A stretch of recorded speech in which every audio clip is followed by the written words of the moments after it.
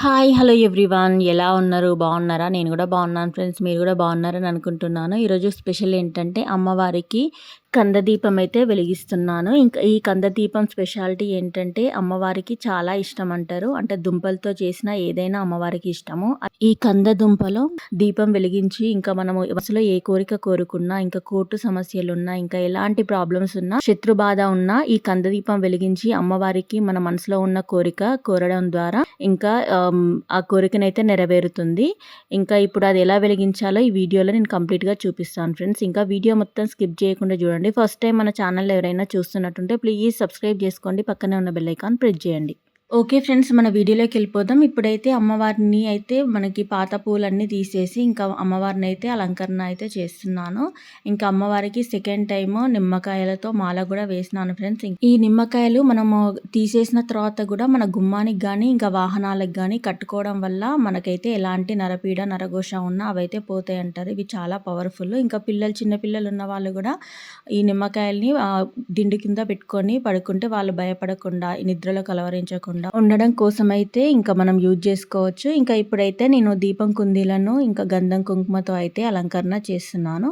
ఇంకా ఇందులో నేను కందదీపం కూడా ఎలా వెలిగించాలో నేను చూపిస్తాను ఫ్రెండ్స్. ఇంకా అమ్మవారికి అయితే చాలా ఇష్టము. ఇంకా మన ఇంట్లో నెయ్యితో కానీ ఇంట్లో మనం దేవునికి పూజ ఏదైతే చేస్తామో ఆ నూనెతో కూడా మనము ఈ కందదీపాన్ని వెలిగించవచ్చు.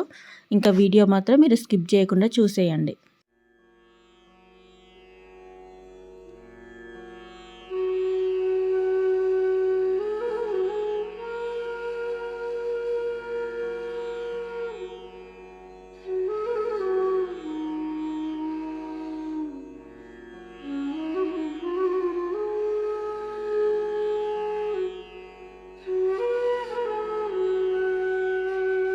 పూజకి అన్నీ సిద్ధం చేసుకున్న తర్వాతనైతే ఇంకా నేను నైవేద్యం చేద్దామని అయితే వెళ్ళినాను. ఈరోజు నైవేద్యం ఏంటంటే దద్దోజనం చేస్తున్నాను ఫ్రెండ్స్. ఇంకా డైలీ ఒక స్పెషల్ ప్రసాదం అయితే చేస్తున్నాను. ఈరోజైతే దద్దోజనం చేస్తున్నాను. ఇంకా ఆల్రెడీ ముందే రైస్ పెట్టేసుకొని వెళ్ళి పూజకైతే సిద్ధం చేసుకున్నాను. ఇప్పుడు ఇంకా దద్దోజనం చేయడానికైతే వచ్చాను.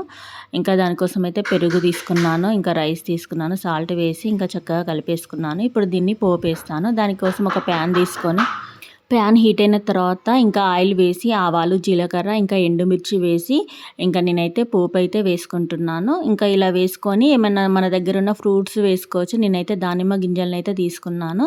ఇంకా పోపు అయితే అయిపోయింది ఫ్రెండ్స్. ఇప్పుడు ఆల్రెడీ మనం కలిపేసి పెట్టుకున్న కర్డ్ రైస్లో అయితే ఈ పోపుని వేసుకోవాలి. ఇంకా వేసుకొని ఒకసారి చక్కగా ఈ పోపు అంతా రైస్కి మిక్స్ అయ్యేలాగా కలిపేసుకొని ఇంకా దీన్ని ఒక బౌల్లో అయితే సర్వ్ చేసుకుంటున్నాను. ఎందుకంటే నైవేద్యం మనం ఏ బౌల్లో అయితే పెడతామో ఆ బౌల్లో అయితే నేను సర్వ్ చేసుకుంటున్నాను. ఇంకా అయిపోయింది కదా ఫ్రెండ్స్. ఇంకా ఒక రైస్ పోపు అయిపోయింది కదా. నేనైతే ఇంకా దానిమ్మ గింజలు దీనిపైన వేస్తున్నాను. ఇప్పుడు మళ్ళీ పూజ గదికి వెళ్తున్నాను. ఇంకా పూజ గదికి వెళ్ళిన తర్వాత అయితే ఇంకా నేను నైవేద్యం పెట్టడానికి మళ్ళీ తమలపాకులు అయితే తీసుకుంటున్నాను. ఇంకా ప్రతి దాని డైరెక్ట్గా పెట్టకుండా ఇలా తమలపాకులో పెట్టడం వల్ల చాలా మంచిది అంటారు ఫ్రెండ్స్. ఇంకా నేనైతే నైవేద్యం అయితే పెట్టాను. ఇంకా డైలీ ఒక్క నైవేద్యం అయితే తీసుకుంటున్నాను. చేసిన నైవేద్యం అయితే నేను మళ్ళీ రిపీట్ చేయట్లేదు. ఇంకా నెక్స్ట్ ఏంటంటే ఇప్పుడు కందదీపం పెట్టడం కోసం అయితే మళ్ళీ తమలపాకులు తీసుకున్నాను. ఇప్పుడు కందనైతే నేను తీసుకున్నాను. దీన్నైతే నీట్గా కడిగేసుకొని ఆరిన తర్వాత మనం దేవుని పీఠం మీదనైతే పెట్టేసుకోవాలి. ఇంకా దీపం వెలిగించడానికి ముందు గంధం కుంకుమ పెట్టేసి ఇంకా ఒక నైఫ్ని అయితే తీసుకొని దీపం అయితే మనము ఎలా పెడతామో అంత మట్టికి రౌండ్గా అయితే కట్ చేసుకోవాలి. అందులో మనము ప్రమిదలాగా కట్ చేసుకొని అందులో ఆయిల్ కానీ నెయ్యితో కానీ ఇంకా మనం దీపం అయితే వెలిగించుకోవాలి. ఇలా చేయడం వల్ల మన మనసులో ఉన్న కోరికలు అయితే అమ్మవారు తప్పగా నెరవేరుస్తారు. ఇది చాలా శ్రేష్టం అంటారు ఫ్రెండ్స్. తప్పకుండా మీరు కూడా ఈ వారాహి అమ్మవారికి కంద దీపం అయితే ఏదో ఒక రోజు చూసుకొని వెలిగించండి. ఇంకా పంచమి రోజు అయితే చాలా మంచిది అంటారు అమ్మవారికి ఇలా కంద దీపం వెలిగించడం.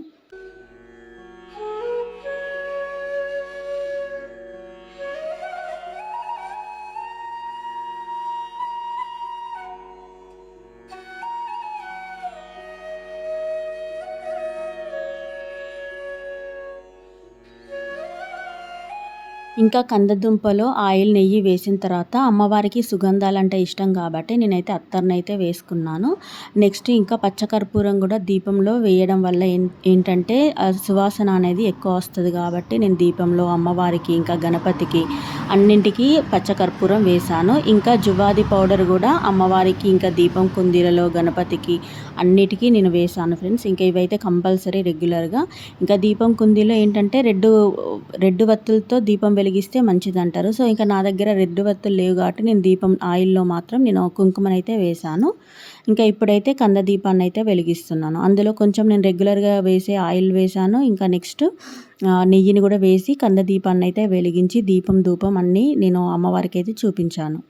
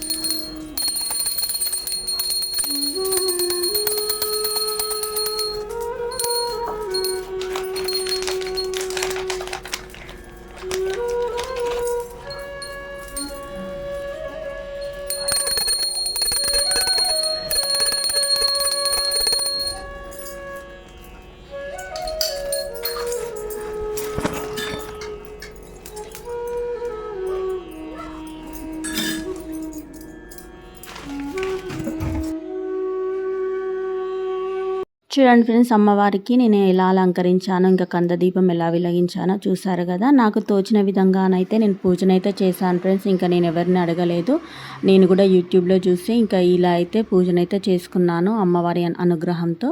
ఇంకా ఫైనల్గా అయితే కొబ్బరికాయ కూడా కొట్టేసుకున్నాను. ఇంకా డైలీ కొడుతున్నాను, ఈ నవరాత్రుల్లో 9 రోజులు కొడుతున్నాను. కొందరు ఏంటంటే ఫస్ట్ రోజు లేకుంటే 5th రోజు లాస్ట్ రోజు కొట్టుకుంటారు. ఇంకా నేనైతే డైలీ కొబ్బరికాయనైతే కొట్టేస్తున్నాను. ఇంకా ఈరోజు అయితే ఇలా నా పూజనైతే అమ్మవారి ఆశీస్సులతో సక్సెస్ఫుల్గా కంప్లీట్ అయిపోయింది.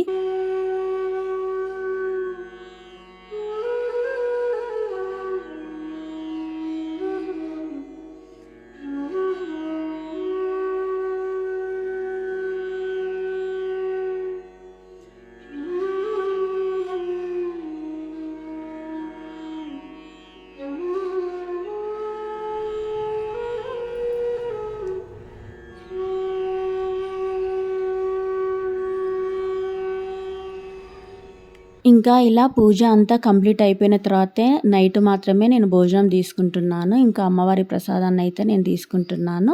ఓకే ఫ్రెండ్స్, ఓవరాల్గా ఈరోజు వీడియో మాత్రం ఇదే. వీడియో కనుక నచ్చితే ప్లీజ్ లైక్ చేయండి, షేర్ చేయండి, సబ్స్క్రైబ్ చేసుకోవడం మాత్రం మర్చిపోకండి. ఇలాంటి మంచి మంచి వీడియోస్తో మేము ముందుకు వస్తాను. Thanks for watching. Bye bye friends.